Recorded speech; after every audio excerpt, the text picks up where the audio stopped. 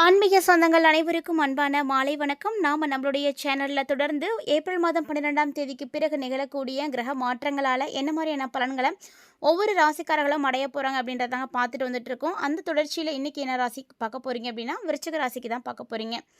விருச்சிக ராசிக்காரங்க பார்த்தீங்கன்னா செவ்வாயை ராசிநாதனாக கொண்டவங்க. ஸோ இந்த காலகட்டங்களில் உங்களுக்கு பார்த்தீங்கன்னா ஏப்ரல் 12க்கு பிறகு நிகழக்கூடிய கிரக மாற்றங்கள் ஒரு விதமான மன அழுத்தத்தை கொடுக்குற மாதிரி இருக்குது.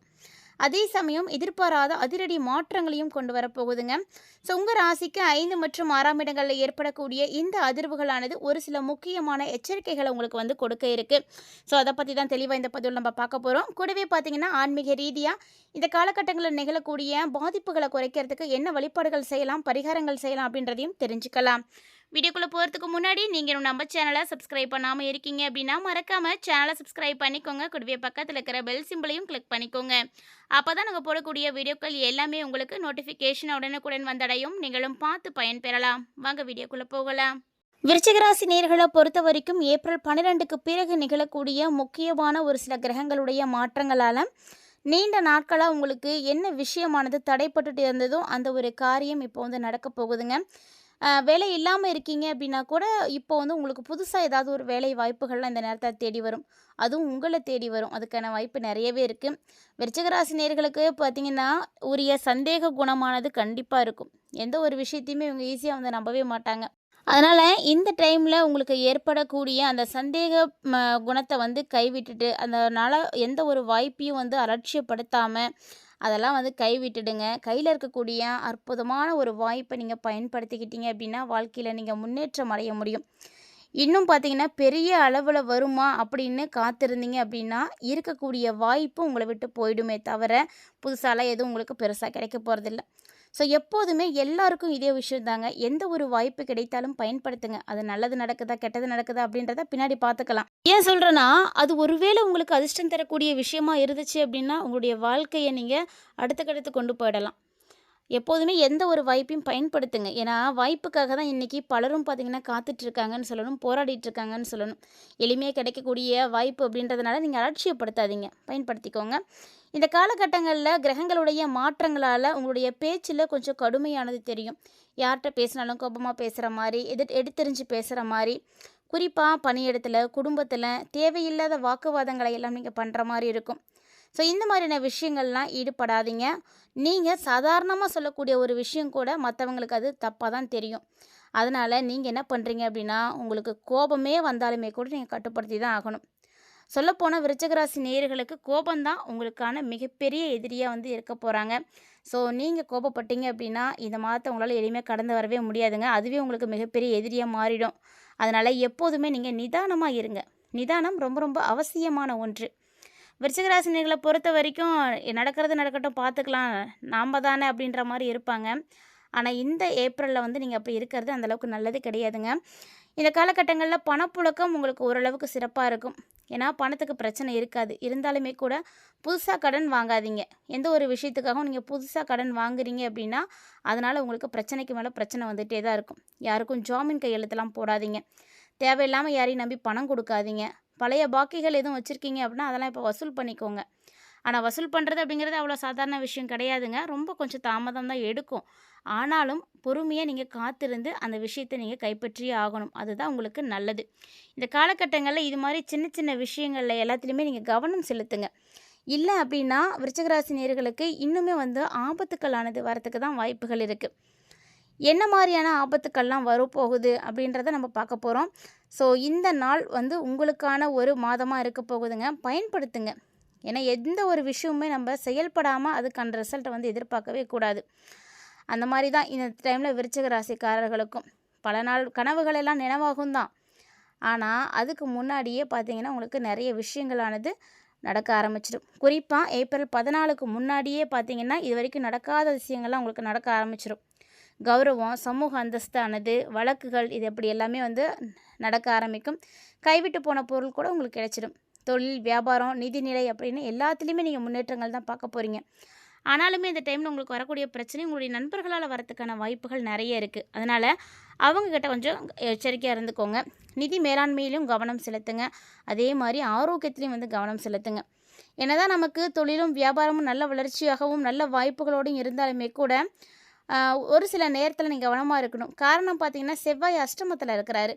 செவ்வாய் அஷ்டமத்தில் இருக்கும் பொழுது தேவையில்லாத செலவுகளானது கண்டிப்பாக ஏற்படும். அதனால தான் உங்களை நிதி மேலாண்மையில் கவனம் செலுத்துங்க அப்படின்னு சொல்கிறோம்.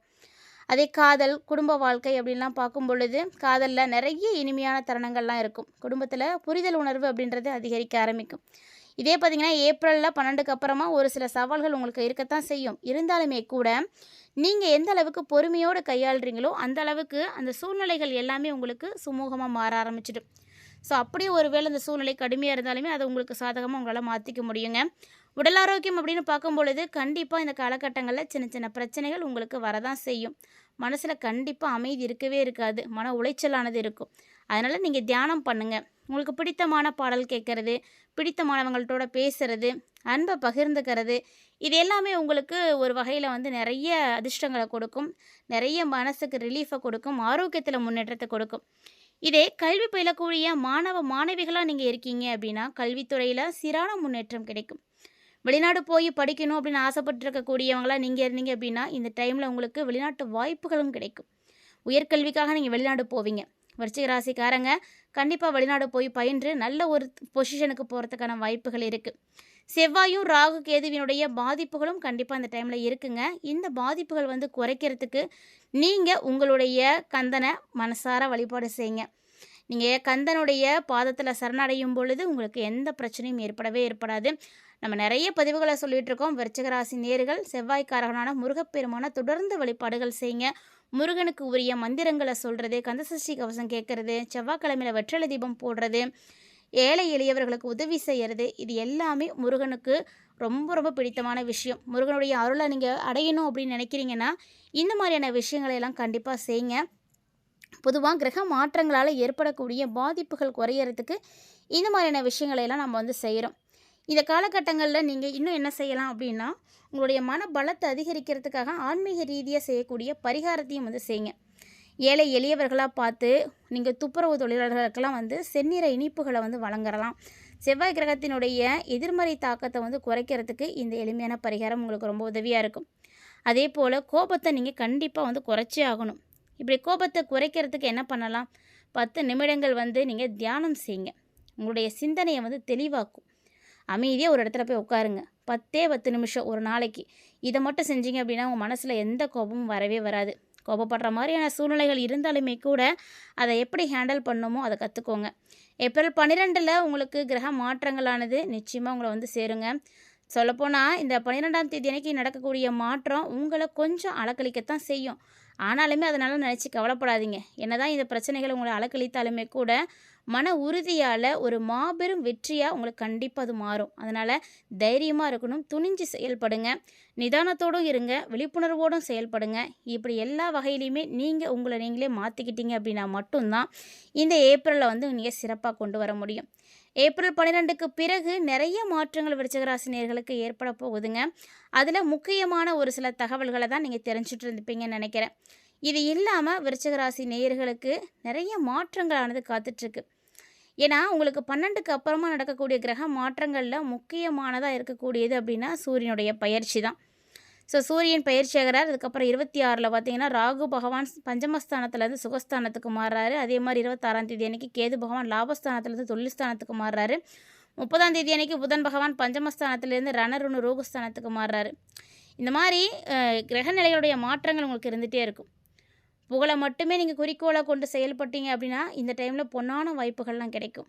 ஸோ பயன்படுத்துங்க. இந்த மாதம் நீங்கள் செய்யக்கூடிய எல்லா செயல்களுமே 1க்கு 10 லாபத்தை கொடுக்கும். சாதனைகள் பல நிகழ்த்த முடியும்.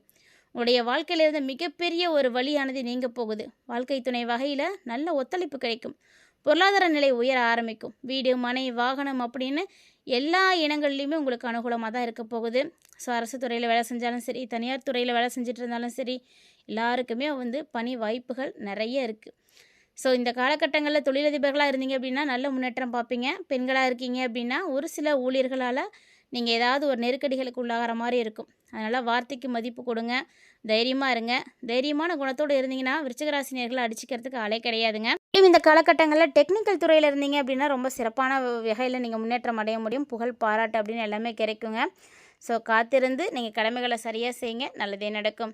இந்த வீடியோ உங்களுக்கு பிடிச்சிருந்தா லைக் பண்ணி ஷேர் பண்ணுங்கள், மறக்காமல் கமெண்ட் பண்ணுங்கள். மேலும் இது போல் பல இன்ட்ரெஸ்டிங்கான தகவல்களை எல்லாம் நீங்கள் தொடர்ந்து பார்க்கணுன்னு ஆசைப்பட்டீங்கன்னா நம்ம சேனலை சப்ஸ்கிரைப் பண்ணிவிட்டு ஃபாலோ பண்ணிக்கோங்க. மீண்டும் மற்றும் ஒரு சுவாரஸ்யமான ஆன்மீக தலைப்பில் சந்திக்கலாம்.